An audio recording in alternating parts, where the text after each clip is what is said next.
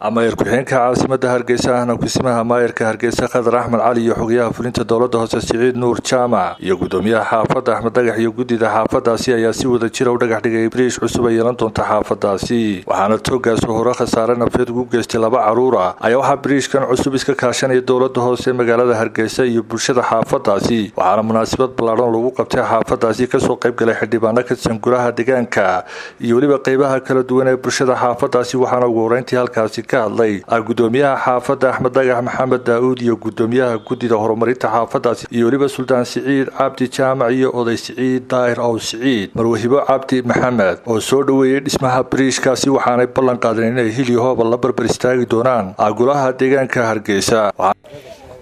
arrinka khayrka badan ee aynu saakaynu halkan u joogno ee aynaynu buuntadan aynu laagtan aad arkaysaan muxuu ahaayay aynu saaka aynu joogno dhagax dhigeeda oo aynu doonayno inaan birish ka sameeyno waxa ay leedahay taariikh aad iyo aad u dheer oo waxyeeladeeda iyo mushkiladeedu ay aad u badnayd oo ay gaadhay imika sanadkii ugu dambeeyay inay nafagalafato oo ubadkeena in kamida inay muxuu ahaayay ay ku nafwaayaan waxa kale oo dhibaatadeeda kamid ah oo ay dadka xaafaddu noo sheegeen maadaama anagu ku cusubnahay in xaafaddu ay kala xiranto oo degmadu ay kala xiranto qaybna bari iyo galbeed oo aanay waqti roobaadada aanay isku gudbi karin waxa ilaahay mahadiya hadii ay maanta isku wada nimidayno dhibaatadaasi u soo afjari lahayn oo bil iyo 2 gudaheed ay hawshaasi naga dhamaan lahayd waxa ay ku timid iskaashiga labada dhinac ee dawladda hoose iyo guddiga horumarinta iyo xaafadda oo iyaguna ka dhinaca kama hadnaqayna guddiga fulinta dawladda hoose waa degmadii Axmed Dhagax waa qayb kamid ah waa xaafadda Siinay waa area Farax Ige waa buundo aad loogu baahnaa waa buundo aan doonayno in ay noqoto buundadii ugu horeysay ee waliba golaha deegaanku inay ku guuleystaan oo fulintu ugu horeyso si qurux badan oo fiicanna loo dhiso oo dadku ay ku farxaan waana ku farxi doonaa insha Allah sidii fiicnayd ee arrinkaasi uga qayb qaateen 60% bay bixiyeen 40% xaafadda bixisay buundadani halkan markaan joogno doox bay ahayd doox markii roobku doox weeyay caruur badan xaafadda way qaatay caruur badan xaafadda nafaa ayaa lagu waayay qaar baa laga soo helay meedkoodii laga soo helay ay ku dartay oo dacar burqatay laga soo helay meedkoodii halka ka qaaday martaa ay ka qaaday laga soo helay meedkoodii laga soo helay waxaan leenahay waxa weeye waxa qabadkii u horeeyay ay maamulka cusub ee marka bilaabaan ay qabtaan insha Allah bidbilaahi qaar badan oo kale way ku xogsin doonaan baan leenahay sanadkan maanta tayada waxa proof u ah groupkan imika dawladda inooga soo baxay tayada ay leeyihiin hadda bridge-kan baa laga hadlay magaalada oo dhan meelo badan baa isbedelay qof walba marxaadkii taasi waxay deeris u tahay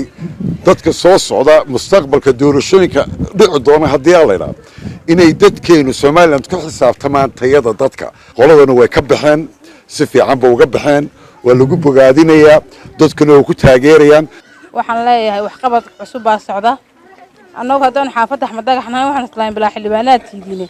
mar hadda intaas oo xildhibaan inooga soo qayb galeen ma tabaynaba ma sha Allah alxamdulillah rabbil caalamiin wadadan ummadoo dhan bay dhuunuta waa la dhisayaa marka la bilaabo gaari soo mari maayo waxaan u baahanahay meel naloo sii sameeyo ay booydu nooga tallaabaan runtii waxay buundadani tii ugu horeysay maaha waa dhowr iyo 20 buundo ayay ka samaysay caasimadda isla laagtan waxay ka samaysay waa buundadii 7aad bay imika noqonaysaa tani ee imika aan insha Allah aanu bilaabayno imikana diyaar waxay u tahay inay dalka iyo dadka iyo xaafadda iyo magaalada iyo caasimadda waxaana sidoo kale halkaasi ka hadlay xildhibaan Siciid Jaamac oo kamid ah mudanayaasha golaha deegaanka caasimadda Hargeysa iyo xildhibaan Yaasiin Cumar Yare oo kamid ah golaha deegaanka caasimadda ayaa dhinacooda ballan qaaday maanta waa noo sharaf inaanu dhagax dhigno bariishka xaafadda oo ay iska kaashanayaan deegaanka iyo maamulka dawladda hoose iyadoo ahayd marka horeba waajib saaran dawladda hoose inay maal geliso bariishkan iyo bariishka kalaba haddana duruufaha badan ee dalkeena ka jira awgeed gacmooda jir baa ku qabtaane inaguna roolkeenu ka qaadanay walibana gudoomiyaha guddida horumarinta wuxuu sheegay 40% inaynu bixinay way ka badan tahay 50% bay ku dhowdahay lacagta xafad haran waa inoo sharaf dhammaan xaafadaha kale waxaa lagu tartamayaa waa horumarka aynu hormuud ka noqonno waxaan halkan ka ballan qaadaynaa iyadoo maayarkana aanu isla ognahay arrinkaa in dabdamiskii xaafadda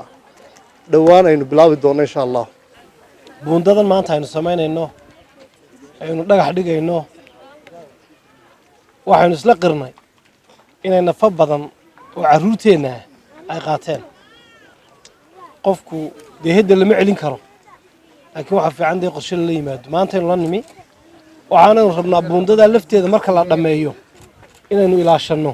waxaana ugu dambeyntii munaasabadaasi soo afmiray maayir ku-xigeenka caasimadda hargeysa ahna kusimaha maayirka hargeysa khadar axmed cali degmadan axmed dhagax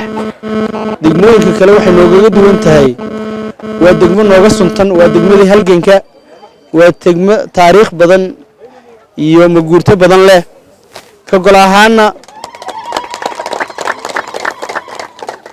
ka gol ahaana waxaa noo qorshaysan inaanu waxqabad badan degmada laga fuliyo degmadani waa degmooyinkii ugu horreeyey ee aanu ka bilowno waddooyinka waaweyn waxaa iminka bilow ah waddada October waxaa kaloo iminkana ayaan dhowdanu dhagax dhignay waddadan bridge ka soo baxday waddada biibsiga oo ilaa 4 kilomitir dheeraada sidoo kale waddadan kale iyaduna maxkamadda ereyaasina iyadana waa degmada qayb ka mid ah waxa weeyaan markaa waxqabadyo waaweyn ayaa degmadan ugu horeyn laga bilaabay mudnaan gaarana way ka mudan tahay xaqna way u yeelatay maanta halkan aynu ku sugannahay goobtan aynu ku sugannahay waxa weeyaan sida tilmaamteen waxa weeyaan waa meel galaafatay nafo badan oo ubadkeeniya markii guddida horumarinta degmada aanu la shirnay ay soo bandhigeen dhibaatooyinka haysta waxaanu go'aansanay isla markiiba inaanu go'aanka hore ka qaadano oo nidhaahno halkaa hore aynu fulino maxaa yeelay inay nafo badan oo dambe ay naga baxaan dhib iyo khasaaro bay nagu tahay ka dowlad hoose ahaan kharashkeeda ku baxaya halkan sida uu sheegay xildhibaan Siciid degmada iyo xaafadda iyo dowladda hoose oo iskaashanaya ayaa halkan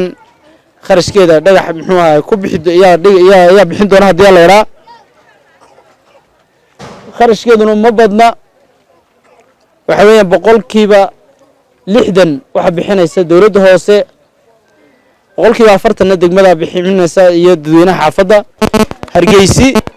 waxa u bilaabmay waa cusub waagaasoo ah waa wax qabad